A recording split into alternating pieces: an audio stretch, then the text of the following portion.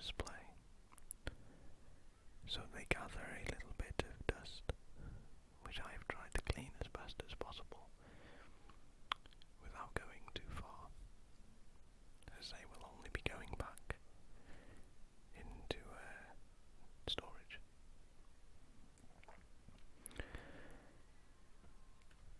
The first guitar you are seeing is the first guitar that I ever owned, and I had this guitar about 7 or 8 years ago. I got this the year that I got my Nintendo Wii. My mum bought me this guitar just in case she couldn't get hold of a Wii for me, because they were in such high demand that she looked everywhere but could not find them. It is an encore guitar, which is a very, very, very cheap, basic make for beginner guitarists. But I loved it, and I still do, even with all of its scratches and dents, of which it has many. It has one very large dent that you will see very shortly from where I dropped it on the concrete. There it is. It is quite badly damaged, but I love it all the same. I could never get rid of this guitar.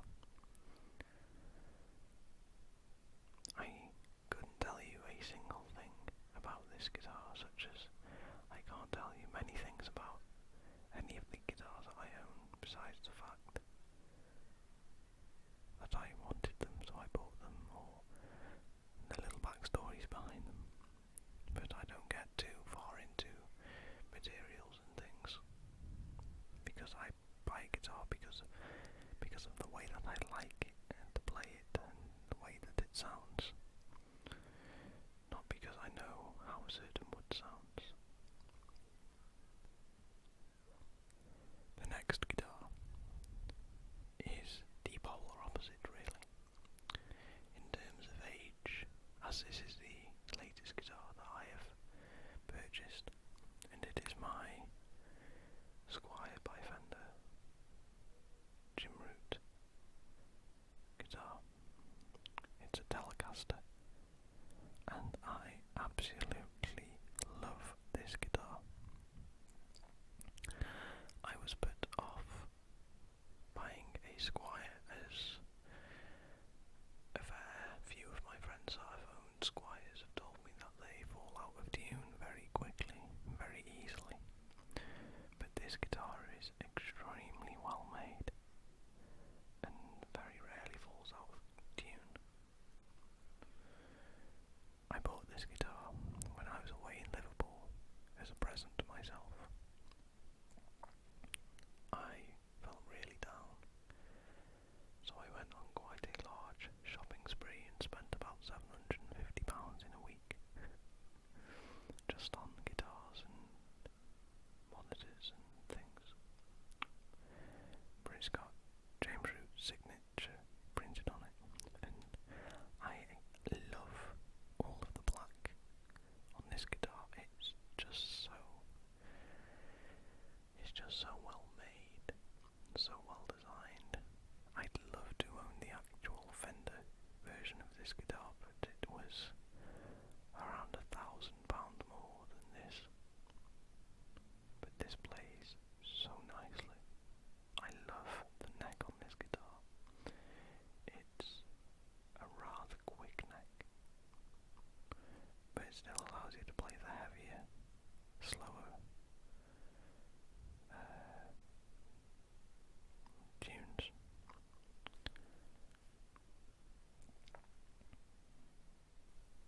Next up we have my Ibanez ARC. This was my first acoustic that I bought for myself. I bought this guitar when I came back from Ibiza in 2010.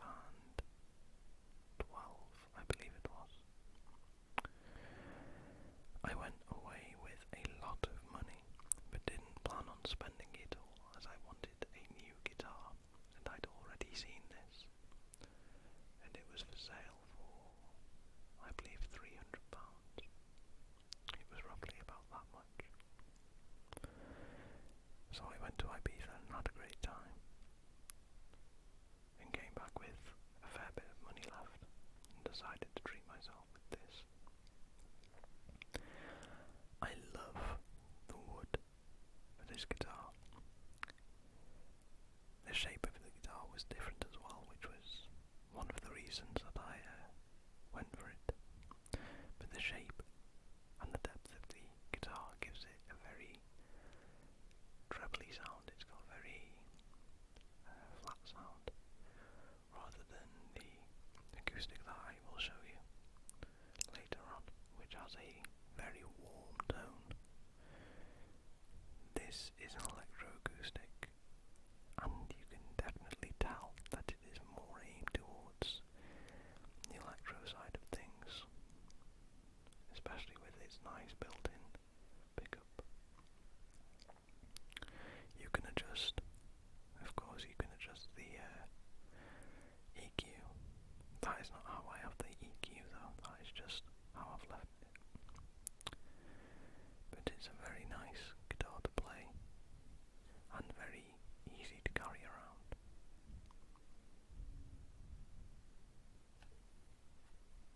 Next up we have my 5-string bass guitar. This has a very nice backstory. This guitar was owned by a friend of mine. He's an older gentleman, around 60, but he ran in the circles with Ozzy Osbourne, and he used this guitar just in a playing session, not a recording session, I must stress that, but in a playing session with Ozzy. This is my favourite bass. I was walking down the streets, just browsing the shops, and I looked inside of his store, just from the outside, and I saw the red on the head of the guitar. I went straight in and asked him how much. He told me 120. I told him to give me 10 minutes whilst I went to get my money. He said, okay, in that non-believer's tone that you hear when you hear the I'll be right back in the shop so much. But I came back 5 minutes later with the money, and he dropped the price down to 100. I just love this guitar. It's so light and so quick to play. The neck, although it's a 5-string, has been kept very thin. It's very, very nice. Whereas my 4-string, that you will see, has a slower, slightly thicker neck to play. But it has such a great tone.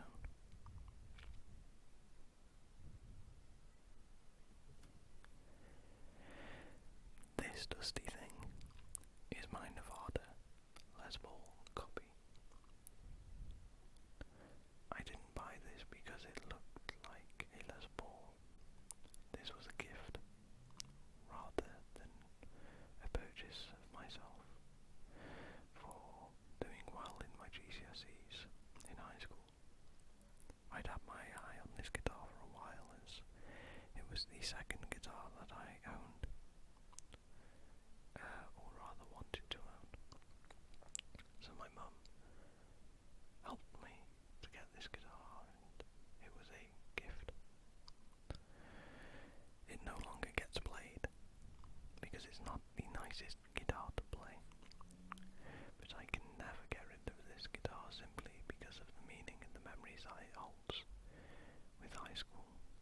It just takes me straight back to high school when I think of this guitar and all of the amazing times I've had. Funnily enough, the treble, or rhythm and lead switch, rather, was stolen by a kid at a party I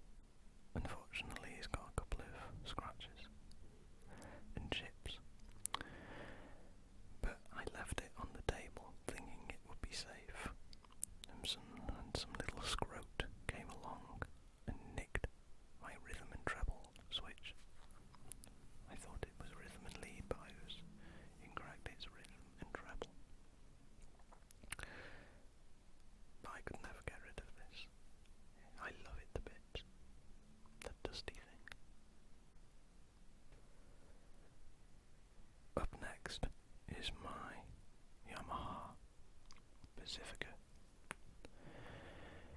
Now this guitar doesn't hold too many memories for me, as this guitar was one that I bought from a friend because they were in need of a little bit of money. The reason I've held on to it though is because I just have a little bit of trouble selling them. But if I was to sell a guitar for money, this would probably be it. I do like this guitar because of the fact that you can swap the double pickup, the humbucker pickup, or the double coil pickup, or whatever. You can switch it from a dual to a single by lifting up the knob, the bottom knob, and it still has full control. But it is a nice little feature for this guitar. It's one that you see a fair bit around music colleges here, as it's cheap to buy, and they have a couple of different models of it. They hold their tune fairly well,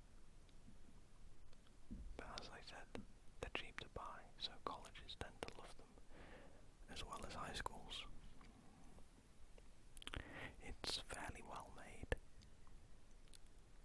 Unfortunately with this one I lost the back plate whilst doing a little bit of work on it, and every now and then it reappears, but then I forget what the back plate is to and lose it again because I don't do anything with it. But yeah, that is my Yamaha Pacifica. It's one that I don't play at all and will just go straight back into storage and won't go on display. Sorry, Yamaha. My crafter is a little bit dusty because it's been hung up for a little while. But this is my gigging guitar. On the front we have my hammer jammer, which is a device that aids finger picking and adds a very nice percussive sound by pressing down on the black,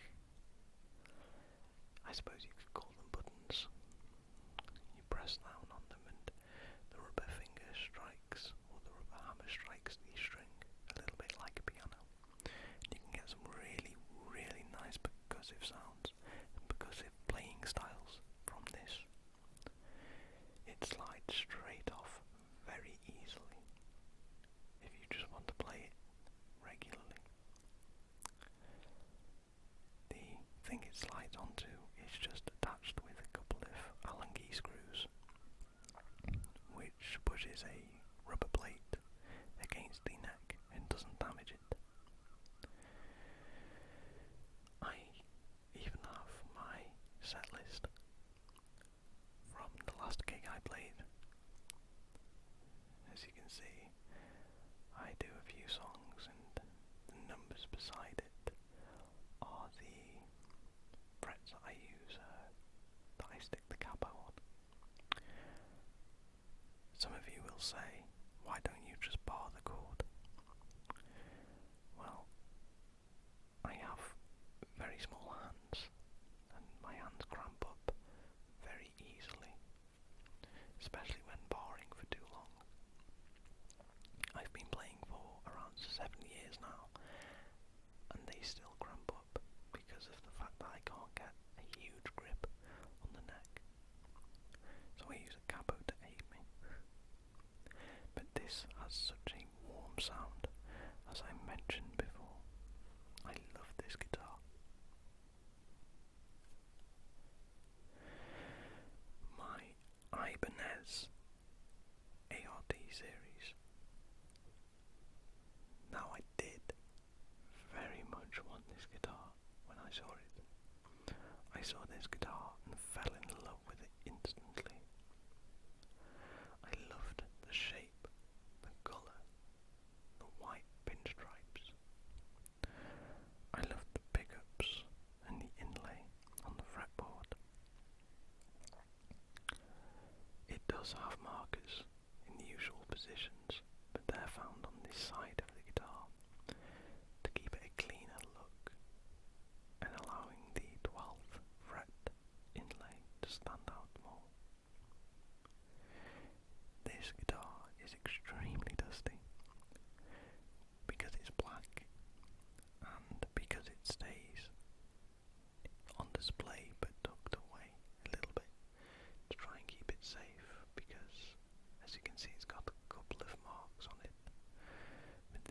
marks I have given it. I actually got very upset with a college tutor when I walked into a classroom and he was playing my guitar. I was wondering why he had picked my guitar up, and I very quickly went from a calm shoop to a raging shoop. I don't mind people playing my guitars, but I like people to ask me. But it didn't help the fact that the tutor was an absolute bean monkey. I did not like him at all. No, not at all. Last up, we have Benny, the Benson bass. This is my 4-string bass. It's a very basic bass guitar, but I purchased this off of my best friend. He didn't play it very often and needed a little bit of cash, as far as I can remember, so I decided that I would buy it off of him because he knew it would come to a good home. It plays very well without being plugged in because of the body. It's got very, very large tuning pegs, which is a feature that I like on bass guitars. It just feels like you've got that little bit of extra control over the tuning.